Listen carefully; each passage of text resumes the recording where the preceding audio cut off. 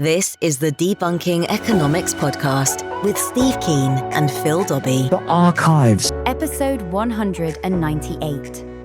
Private Energy, Shared Planet. So let's put the coronavirus aside for a moment and let's forget the short-term massive drop in oil prices.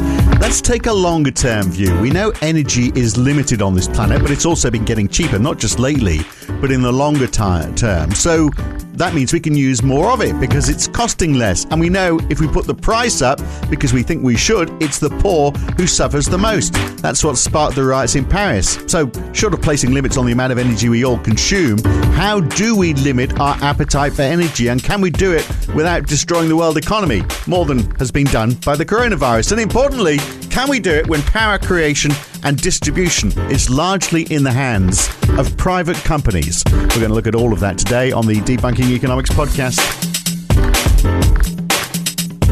So, Steve, I guess there's two stories there, isn't there? One is our use of power, and the other is who owns our energy companies. Energy companies obviously want us to pay more, so either they're going to charge us more, but they're in competition with other power companies, so it makes it hard for them to do that. That keeps prices down, so the only thing is to get our usage up. Theoretically, that's where we are. That's not a good place to be, is it, really? Not at all. I mean, and we've again, I blame economist, particular William Nordhaus, for us being in the situation we're in, because the load we're putting on the planet fundamentally comes down to the amount of energy we're extracting out of the planet and dumping into the biosphere, and the impact that has upon the ecosystem in general. And if you go back 50 years, which is roughly when the limits to growth came out, then fast forward from there, we've pretty much doubled population and doubled energy consumption per head, which means our load on the planet is 4 times what it was back then. And that is a major part of why we're having climate breakdown right now. It's really dumping too much energy into the biosphere and extracting too much from it and damaging the web of life on which our economy depends. That whole concept is completely absent from mainstream economics. And yet, you look at governments and they're trying to protect us against rising power prices because first of all, old people can't afford to heat their homes in winter, perhaps, but also it holds back companies as well in terms of how much output they can produce, which and the impact that has on the economy. But prices are actually going up in the UK. If we the average annual electricity bill in the UK in 1996 for a household that was using 6,000 kilowatt hours was, in real terms, about £344 a year. That bill, so obviously adjusted for inflation, the same energy consumption today, the cost is £972. So that is a threefold increase over and above the inflation over those years. So we are paying more for it, but we are also consuming a similar amount as well. Interestingly, we're not actually pushing up our consumption at the household level now. Even at a company level, I don't think we are too much. So it's sort of leveled off. So does that mean it's less of an issue? No, because it's been relocated to China. Right. And so if you look at the energy consumption per head in America, that peaked in about 1973, which was, of course, the first oil crunch. Still, by the way, about twice what it is in the UK.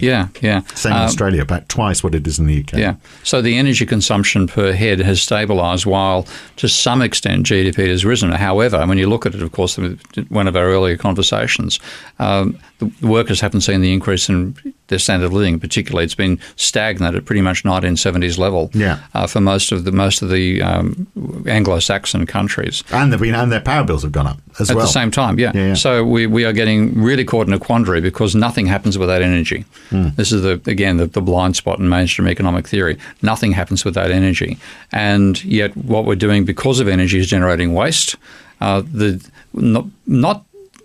Not necessarily the worst form of that is the generation of carbon dioxide as a waste, because there's plenty of other waste products we're pumping into the environment as well, which are damaging the capacity of the environment to support our economy, which is that's the major danger we face right now. So if you have private companies in charge of energy production and distribution, they're going to slog as much of the stuff as they damn well can. Yeah. Okay. And that's the danger. We are flogging too much of it already. Yeah. And there's two issues there, isn't there? Yeah. Because on the one side, yes, because they've got to make money, they're going to sell as much as they possibly can, and they are going to push prices up as far as they can as well, obviously, because they want to make a profit. But there's also the whole issue about because this is such an essential and it's such an inelastic good. Yeah, particularly you get amongst poor people, they do need to heat their house. They've got no choice. So there's also the issue that obviously private companies are less concerned about, which is not a question about the planet. It's a question about the distribution of wealth. The bottom quintile of households spend about 10% of their income on energy. The top quintile spend about 2% of their income on it. So if you push the price up even more because you think, well, we've got to push the price up because that's how we're going to control usage, then you're just going to hit the poor. And that's what's happened with the Gilets jaunes in France. Exactly. And that's the dilemma about using carbon pricing and indeed using carbon taxation, because that is an impost on the cost of the energy, which falls most on the poor. Yeah. And there's simply no way that's going to work. So I'm a critic of the idea of carbon taxes, because that would work if you didn't have the situation you've just outlined a moment ago, that the poor spend 10%, the rich spend 2%. But in fact, in terms of the contribution, in terms of energy consumption and carbon dioxide generated, the rich generate far more than the poor do. So you have to find some system that imposes that limit on the rich rather than on the poor. So what do you do? So one thing the government's tried to do, but they haven't done it very well, is say, well, okay, we'll introduce price caps in the UK. So we'll protect, people being charged too much for power. Not looking at the planet, just looking at how old people can afford to heat their homes. But what they do is they take the average wholesale price, which moves up and down, and then they say, okay, you can have an extra margin for profit on top of that, and there's got to be some plans available which are at that level. But of course, that's adjusted for wholesale price. So people, you're just moving the lowest prices. I'm not sure if that achieves too much. No, my feeling has become that we simply can't price. We can't find the right price for carbon. The whole idea that and this is again neoclassical thinking, set the price right and everything else follows. So whack on a price for the externality and everything will work out fine. No concept of the distribution of income inside that. Okay, using supply and demand curve intersecting. You're not looking at the individual impact of the distribution of wealth that's involved in that. So does that mean we can't similarly find the right price for energy in that case? Yeah, potentially. You want a price which gives you a positive return. But in terms of such a thing as a right price, no way. My line always used to be, what price of carbon is going to stop us melting Antarctica? Now, you can't know that. What you can know, to some degree, with rather more precision, is what quantity of carbon dioxide in the atmosphere is going to melt Antarctica. And that means that you're better off easier to work out a ration per head than it is to work out a price per litre. And that is what I'm now arguing in favour of. We should actually have two prices. Big rationing use. So rationing is coming. I mean, I know that we've got some climate change skeptics on the Patreon supporters, so you're not going to agree with this. But we have so massively dumped carbon into the environment and many other loads on the planet as well, that we are going to be forced to ration at some point because we're going to say the catastrophes like with the wildfires in Australia and California, the floods we're seeing in the UK, all this climate volatility is going to become so extreme at some point, whether it causes massive deaths, like for example if the monsoons fail in India and you get mass starvation there, and then you get an invasion of Bangladesh invading India and India responding, and Pakistan. Well, that sort of horror, is potentially coming our way. And at some point we're going to say we've got to drastically cut back our load on the planet. Therefore, we have to ration carbon. Yeah. And I would go for a parallel price system where as well as buying stuff with money, you also bought it with carbon, and everybody gets exactly the same carbon ration. per capita ration across an entire society. When you buy with carbon and you buy with money. You can run out of one or the other. You set the ration at such a level. The rich are then just going to buy the carbon from the poor, aren't That's they? right. Right. Okay. It'd be a way that it would impose the burden of limiting carbon consumption on those who are actually consuming So even it. if you ignored climate change, even if you thought climate change isn't happening, you just look at the intrinsic problem where you've got poor people who are spending a high proportion of their income, and it's getting hard for them to pay to keep their house warm, and then you've got wealthy people who value the energy less because it's such a small proportion, and so they can go crazy and not feel the hurt. Yeah.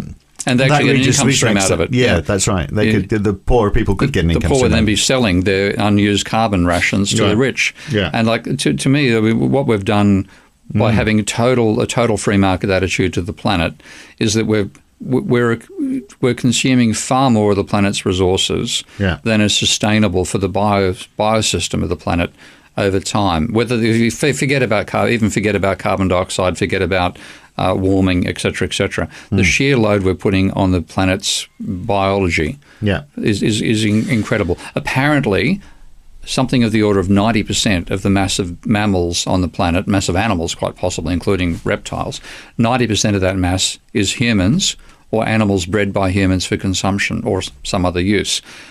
So we're living 10% of the mass of the planet now as a wild kingdom. Now, for a sustainable planet, we may find that we should be using maybe 20%. We have to reserve a huge part of the planet for non-exploitation by humans. Yeah. Whether you're talking a socialist system, a capitalist system, or a feudal system, I don't care. It's just simply one species can't be putting that much of a load on the biosystem without making the biosystem break down. So we keep our climate change denying audience happy just for a second. I mean, let's go just back to this redistribution exercise. And I can't remember whether it was on this podcast or elsewhere. But the idea that it's going to raise the question, if we are going to ration or limit energy supply in some way, can we do it while we've still got it in private hands? Maybe we can.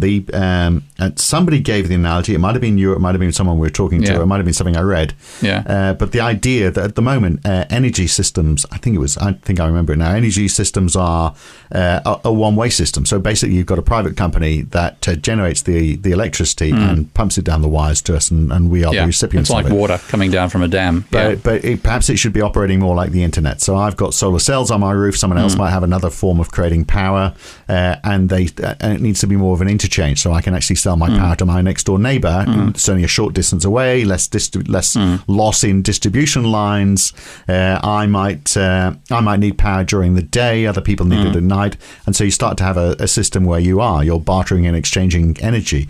And if you had a quota system, where people were buying and selling energy that they're entitled to, then that would support that sort of ecosystem, shouldn't it? So maybe we just need to change the power grid so it goes, rather than being one way, it goes every way. Well, that's one of the difficulties of going across to a distributed power system is that fundamentally you can think about the current power distribution system as a dam with at a high altitude with pipes coming down to houses at low altitude, and now you're trying to push it in the reverse direction. That's why the grid has a hard time adapting to solar power and wind power as distributed power sources going back through that system. It just isn't designed as a level network. You need a system of canals rather than a system of pipes and pumps. Well, it wants to be like the internet. It needs to be a peer-to-peer system. But that's a huge change in the actual structure of the infrastructure of the power grid we currently use. Right. But it'd be a big step forward, wouldn't it? It'd be a big step forward, but we've got what we all have to do, I think, is take a big step back. I mean, we have to reserve at least half the planet for the wild, what we if you were doing David Attenborough, call the wild kingdom. Okay, that much of the planet has to be untouched by humans. Now, if you have a capitalist system where it's just go in and get the stuff up and dig it up for profit, then it's going to push itself past that point, which is what we've done. Like, for example, one country I spent a fair bit of time in was Ecuador, and while Carrera was the president, they found a new source of oil in the upper reaches of the Amazon basin, which is in Ecuador, and he proposed that the rest of the world pay Ecuador to not exploit that resource. and nothing was forthcoming. So finally, they go and reluctantly mine the oil.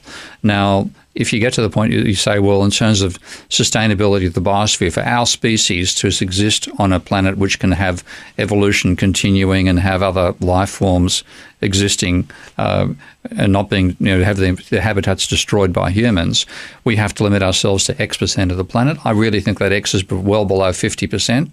We're currently well over, and in terms of the percentage of the renewable planet we're looking at, the capacity of the planet to regenerate itself every year. If you include the carbon load, then what's called the human ecological footprint calculates that at about 160% of the planet per year. Even if you leave the carbon out, it's still 80% of that scale. We have to get back to below 50. You're not going to do it with a free enterprise system. You're going to have to say we are imposing constraints above and beyond the market system alone. But the market system can exist, but just not in energy. We're going to say, well, the market system can exist, but not no more than half the planet. Right. We're not going to get there voluntarily. We're not going to make that decision. We're going to crash into the consequences of going well beyond those limits, and then we're going to have to realise that we have to consider this planet as a system, as a whole, to be sustained, independent of what humans can take off it. But if you've got a rationing system and you're buying and selling it, then you are going to get huge abuse of market power happening right there as well. Well, that's why I like the concept of using something like central bank digital currencies, make them not in money, but make them in carbon rations. Everybody gets a carbon ration, which you could initially start at well over the average. Everybody gets well over the average for the country, which means only people who are well above the average actually end up having to buy carbon credits off others, which means the wealthy have to buy off the poor.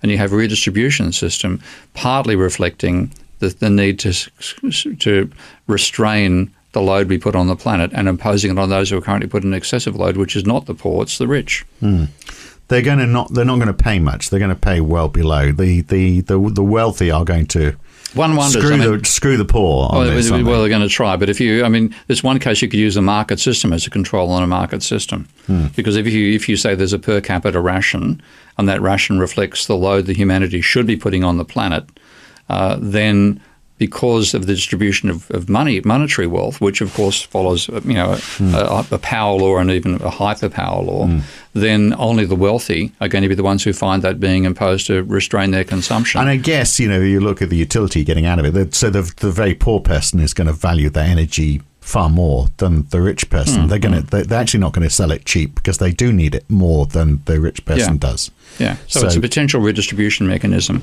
I can't see it coming in before we cause an environmental crunch of catastrophic proportions. But I would like it to be there before that happens, so when ration is necessary, we have a system to ration. So how is this different to the idea of a carbon tax? Because the carbon tax just simply adds an additional dollar price on whatever you're buying. But the cap and trade idea was, though, that there would be a cap placed on it. Yeah, but those things always work incredibly slowly, and the poor have got to apply for the money, etc., etc. People just don't. It's not too different the idea of a cap and trade. It's massively different because you get a ration per head. Yeah. Saying, the idea of the cap and trade was you can only emit so much carbon, and we're going to reduce it year on year. And so you've got to trade it. If you want to use more, you've got to buy it off someone who's using less. You acquire it. You've got to acquire it as well. Yeah. Whereas a carbon rationing would be combined with a carbon grant. Effectively, everybody gets this is the amount of carbon you're allowed to use. Anything above that, you've got to buy in an open market. Well, for most people, the amount they'd be given to use would be more than they currently consume. It'd only be the super wealthy who consume more than that. Do you know what? It doesn't sound that revolutionary to me. It's not a huge shift, but it's rather than universal basic income, it's universal basic carbon. Yeah. Okay. Or just universal basic energy, isn't it? Really? Take the carbon, because then you can. Well, because you can argue both ways. Then you can either say, well, it's because we want to have less carbon pumped into the atmosphere, or you could just be saying, well, energy is a limited resource, and we need to ensure that it's being distributed evenly. The main reason you have the carbon there at the moment is because of the impact of carbon dioxide on the planet, the temperature of the planet. Yeah. And this is the part that most people don't comprehend. The scale of energy, where it's not energy we're generating ourselves and dumping in the environment that matters at the moment on that same scale. It's the amount of extra solar energy we're trapping. Yeah. And that's what's causing the increase in the temperature of the planet, which will change the climate in ways that neoclassical economists are simply incapable of comprehending, from my reading of them. So not only are energy prices going up, and energy usage varies enormously between rich and poor. The amount of money spent as a proportion of their income. It obviously also changes a great deal by country as well. So if the average, I quoted the bill for 6,000 kilowatt hours in the UK, but actually the average consumption in the UK is only about 5,000 kilowatt hours. In the USA, it's 13,000. Their home bills are actually much less as well. So they're using 2.5 times more, and they're paying less for it in the United States. I guess because the competition is so much greater. The USA is energy self-sufficient as well, whereas the UK is having to import it. Americans would see this as a great reason to live in America. Better lifestyle. We've got more access to energy. It also means their lifestyle's more fragile. If we do find we have to drastically cut back energy consumption, it's not going to matter to somebody in Bangladesh. Yeah. It will matter to somebody in America. So the sustainability... Well, they're never going to buy it for that reason. That's why it will never happen for that reason. It won't happen voluntarily. It won't happen across a global scale. Okay. Yeah. Before the place goes to hell in a handbasket. Right. By which time it's possibly too late. That's why I'd like to have the structures in place beforehand. Yeah. I want to see those central bank digital currencies. At least the structures exist, because I think they'll become the ration cards of a post-climate crisis world. But it is the difference, isn't it, between rich and poor at a country level and between countries. Yeah. So here you've got, in Britain we're using very little. In Australia and America they're about the same, using huge amounts. You've got poor countries that suddenly discover they've got energy reserves, and they're going to dig them up because they want to make some money because they haven't got anything else. They've got no choice, and unless, as you were suggesting earlier, countries say, well, okay, let's chip in and pay them not to. But people in America are not going to do that. What? Pay not to create energy? But we're using so much of it, and it's so good for us. I mean, it's such a huge mind shift. Perhaps less of a mind shift, I think, in the UK, but in places like America, a big mind shift. Yeah, and that's the trouble. We because we've actually ignored energy in our thinking about the economy, we haven't realised the extent to which our lifestyles depend upon this enormous energy consumption.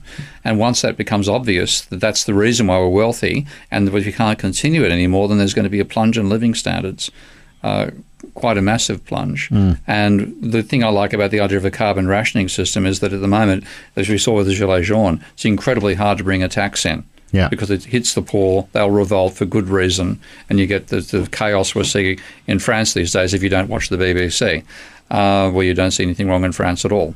But if you bring in a carbon rationing system, 99% of the population could benefit from it. Yeah. Only the 1% would find it being an impost on their living standards. So it's politically, I think it's actually a feasible thing to bring in. And does that help answer the question about, the level of productivity that comes from energy? So at the one side, you've got to use it to heat a home, and that's maybe that's a good use, unless but somebody who's got lots of energy might keep lots of lights on. Similarly, there's businesses. They keep their personal private jet running at Heathrow. And the central heating on all hours of the day and night. But then there's also energy that's used for business as well. Which creates wealth for the economy. And that's the thing which we're going to have to find ourselves rationing. Like again, if you look at what happened during the Second World War, rationing came in so that as much of the resources as possible were devoted to fighting the Nazis. The same thing will apply this time round. We have to reserve what energy. We're going to start fighting the Nazis again? Huh? No, sorry. I'm sure lots of people would like to. But using what energy resources we have to radically alter our energy production, so we decarbonise as fast as possible. So but does at the same time reduce energy consumption? So overall. Your ration applies to business as well in that case? At the same level. So we say whether you're a home user or a business, where you're going to get rationed. But that's the difficulty. It's easy to imagine how you can ration on a per capita basis. It's hard to work out how you ration on a corporate basis. Yeah. But something that, like in terms of a circulation system where the companies would need to buy off the population, that may work as a way of bringing it. I don't know yet, but it's something I think its time has to happen, because if we're going to survive as a culture, survive as a species, we have to reduce our carbon load to stop trapping too much solar energy, but then wind back the load we're putting on the planet to the stage where the biosphere can support us as the dominant predator. So if it was actually allocated to individuals and then companies had to buy from those individuals, there's your universal basic income sorted out right there, perhaps. Yeah. We're giving you universal basic income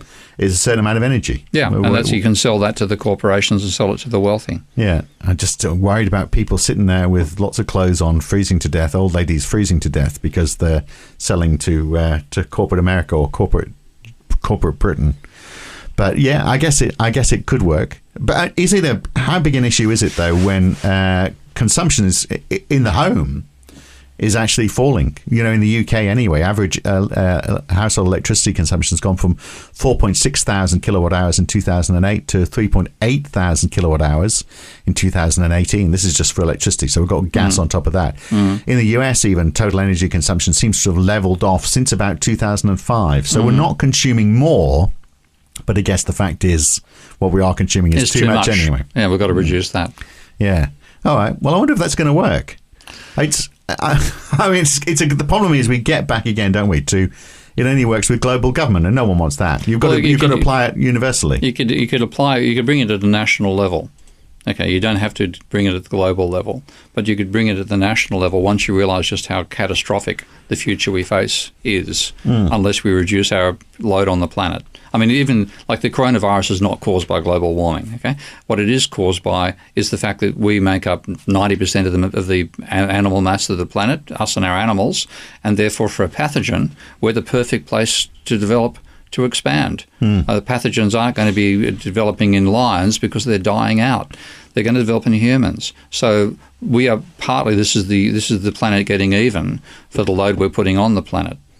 So for those people who like the idea that companies are private concerns, that electricity companies and the like are private concerns, maybe this idea of rationing could almost work. You sort of like, because there's in a way you're inhibiting their performance with price caps. Yeah, So it's almost like working the same. We'll say, well, okay, you can still make a profit out of this, but you've got to work within these constraints. That's right. And like in that sense, like in neoclassicals, when they talked about like how you said interest rates, for example, their argument is, well, controlling the quantity of money is identical to controlling the price if you reach the same point. Now, in the same way, you can say, well, setting a price on carbon can be identical to setting. We've got a helicopter going over here. Yeah, I know. That must be very loud. Use of energy. Yeah. I think. Goodness, that must be very low. We're in a soundproof room here, and that's one hell of a loud helicopter. Yeah, we knock out 65 decibels of sound, and we can still hear the helicopter. Yeah. Is it landing in the back garden? It feels like it. Have we said something wrong? But yeah, we have to. They're coming to take us away. There's a classic case of needing to ration energy. Yeah. But I think we simply have to reduce the load on the planet ultimately, and a rationing system.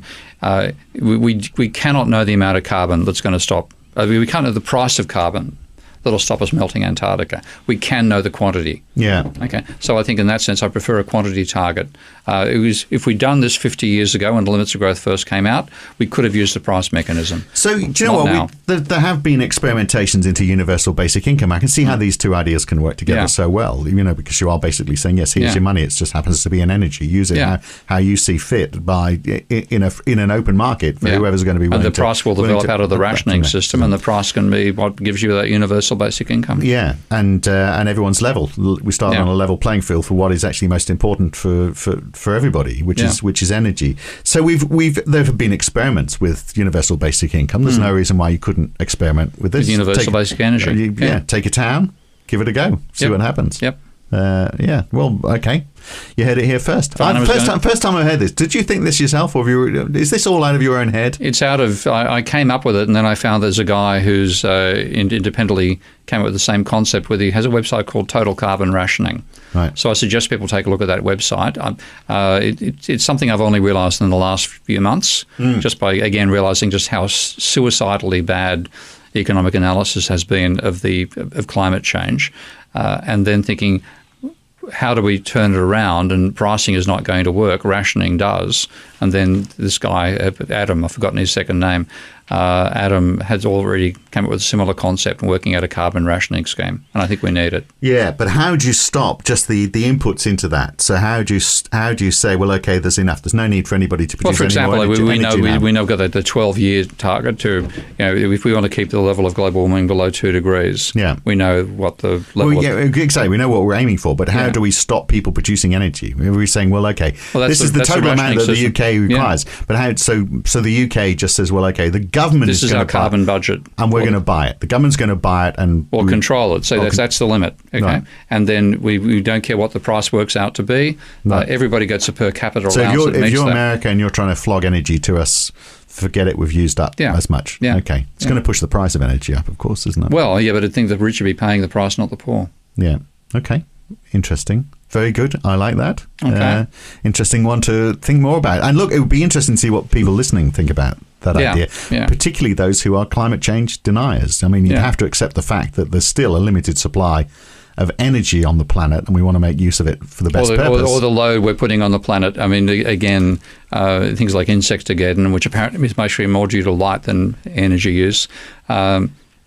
The pollution we're doing with nitrogen pollution, the pollution we're doing with plastics. We're putting an enormous load on the planet. And you can go ahead and deny that carbon dioxide has any impact, et cetera, et cetera. Wiping out the insects, which is happening right now, wiping plastic pollution in the environment, the nitrogen pollution we're doing as well. All these things are damaging the capacity of the biosphere, and we are certainly the cause of all of those things. And the planet doesn't give a brass razoo about us. Okay, we're just a species that might be driving itself and other species extinct. That's happened many, many times in the planet's past. But this is the time where the species itself is doing it to itself. And aside from all of that, the idea that we all live on a planet where the energy is ultimately provided from the sun. Yeah. Why should anyone have a greater claim to that than anybody else? Yeah. Again, that comes back to saying the free gift of nature being what should be shared evenly. Should be shared. Well, should be. Our use of it should be limited to what can be sustained on the planet itself, and then, until such time as we ultimately, I think we have to move off planet in terms of where we produce, not necessarily where we live. That until we do that, then we have to limit how much we dump. And how much we exploit of the energy and the biosphere, and we're doing too much of both. All right, good. We'll leave it there. Thanks, Steve. Welcome. And in case you're worried that we sounded in close proximity there, that was actually recorded before we had to socially distance ourselves. Now we are quite well socially distanced because I'm in Surrey and Steve is in Thailand, but that's not going to stop us talking. We'll be back again with another Debunking Economics podcast very soon. Thanks for listening.